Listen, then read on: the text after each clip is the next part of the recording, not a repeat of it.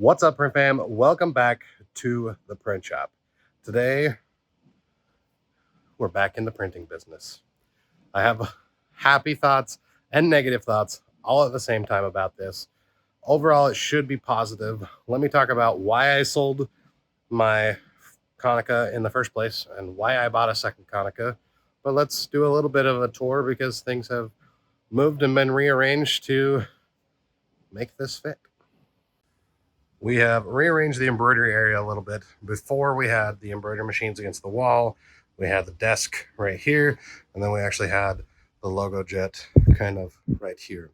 As you can see here, we've got another logo jet or not a logo jet, another Melco that we just purchased. So we're gonna have 4 right here. We gotta figure out a different way to deal with the hat hooping stuff. And in reality, we're gonna get a different hooping setup.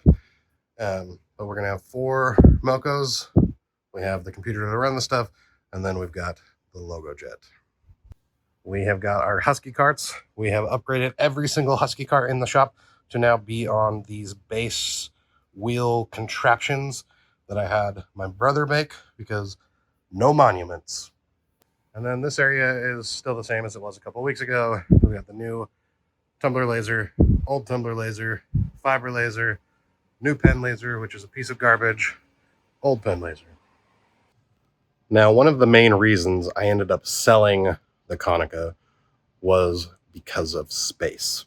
I moved into this new warehouse. I was only renting part of it from my brother, so he was taking part, I was taking part, and I just didn't have the room for it. I could have made the room for it, but I was trying to decide what to do with my business, the direction I wanted to go, and I decided to focus on pens and tumblers mostly. And with that, I decided to kill off the paper printer. Now, at the same time, started reading a few more books, started trying to understand things, wanting to kind of replace myself in the business, and realized I needed more salespeople. I'm up to 6 now, 7, I can't remember. We hired another one this week.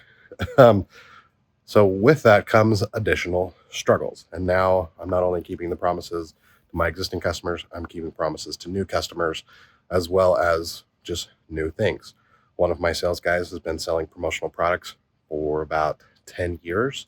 And the biggest struggle that we've been having is when he does something, like he did some blankets, they came in a bag. That bag had a little pocket in it that would hold a 5x5 card. The problem is, sometimes that pocket's not really 5x5. Sometimes it's 4.75 or 4.8 or whatever. And we get specs from manufacturers, and this has happened before. We've gotten specs from the manufacturer. We've gotten something made. Thank you, Trevor. He's the one that bought my printer and also still does a bunch of printing for me. So we would have it made, have it shipped here, go to put the product together, and it didn't fit. Not any fault of ours, not any fault of Trevor's, fault of the manufacturer giving us the wrong information. And then we'd have to rush to get it fixed, have to get it printed, and I don't have a good local partner that's willing to give me wholesale pricing on printing. So that led to, okay, the big push right now is promotional products. We still have our core products that we function and do in-house, but we want to do promotional products. And with that, we're doing a lot of boxes, a lot of gifting, and they want thank you cards or cards to go on the bag box or the bag, the blanket bags.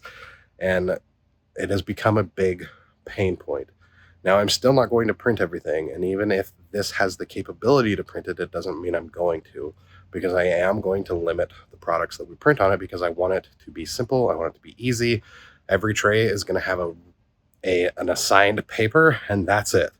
I'm not going to go hog wild. I'm not going to print papers. I'm still not going to do booklets. I'm not going to really do anything that requires a lot of folding. It's all about efficiency and supporting the promotional products that we sell. Because with the promotional products, it's an outsourced product. Sometimes we'll bring it in and do some final packaging, but that's the main reason behind getting back into paper. So a quick overview of the printer. We have got the large capacity tray. We've got the main engine. I went with the C4070. My previous one was the 3080. We have whatever this thing is called. I don't remember what it is. The IQ. This is crucial for me to do front to back registration as well as color calibration. I know whatever this thing is called, this thing requires it. So I had it on my old machine. Sometimes paper would pop out of here. I don't know why, what it does, etc. And then we have the finisher. I didn't opt to get the fancy finisher, so we don't even have the little booklet thing on the end like my old one, but we can do staples as well as hole punch. I do have a duplo on the way. It'll be here next week. So this mainly is going to sit idle until I have that because, again, most of what I'm going to do is inserts, thank you cards, postcards, some flyers, some other tchotchkes. Occasionally we'll probably do business cards, but I'm still going to outsource and sub most of it. Like we had some trifolds that I think we had Trevor do. Trevor did some door hangers. We still outsourced a 4-over. I try to avoid Cenolite because so this is in-house. We are doing a lease on this machine. It is a 10% buyout if we decide to do it. I think the lease on this is about $900 a month. It's $50,000 over 5 years, whatever that maths out to be. That includes the interest and whatnot. It is on a click. I was able to get a penny for black and white and 4 cents for color. The only thing that's not included is staples, but everything else, labor, material, all that jazz is included with the service contract that we're under.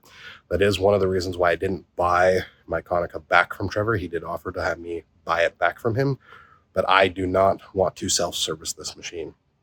Can you self-service them? Absolutely. Trevor does a great job. He is the print professor when it comes to that. But growing this business and having it to be a business and not a job, I cannot afford to service the machine myself. So I'm going to build systems, processes to get it done. Just like if you don't have a team and can't depend on someone, check out our sponsor, Firesprint.com. They are a trade-only wholesale printer that can manage the equipment for you. They do signs, stickers, banners, and so much more. They've got a new $1 million printer coming to help increase production as well as print quality. You can save 10% off your first order by using the coupon code down in the description. So if you have questions about the paper, what I'm doing, how I'm planning, make sure you follow along, ask your questions. I'm here to help. Everything that I know is mostly self-taught other than other fellow YouTubers or videos or things like that, as well as the Facebook group. Learn a lot from them and you guys. So thank you so much. And if you have specific questions about anything in the business, paper or not, leave them down in the comments. Thanks as always. We'll see you in the next one.